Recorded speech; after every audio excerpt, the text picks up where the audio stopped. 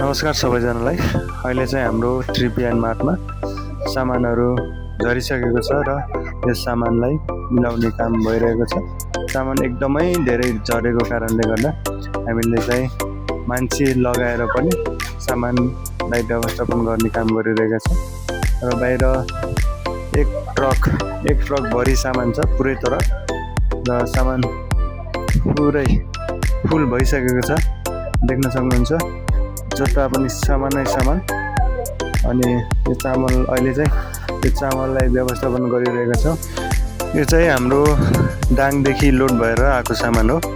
अहिले चाहिँ हाम्रो अरू सामान झारिसक्यौँ र चामल अनि के छ रे दाइ बाँकी?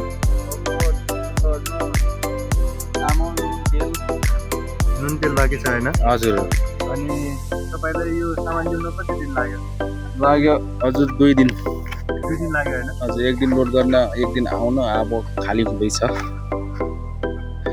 यो चाहिँ हाम्रो स्टक गोदाम हो है, स्टक गोदाम हो। भित्र नआतेका सामानहरू र एक्स्ट्रा सामानहरू यहाँ राख्ने गरिन्छ।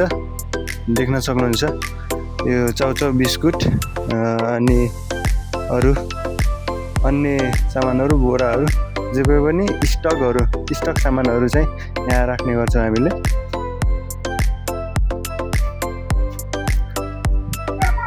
आज चाहिँ हाम्रो ट्रिपियन मार्ट फुल प्याक भइसकेको छ है। देख्न सक्नुहुन्छ भित्रदेखि लगाएर फुल प्याक छ। ए टु जेड सामान आज झरिसकेको छ ट्रिपियन मार्टमा। आमामामामा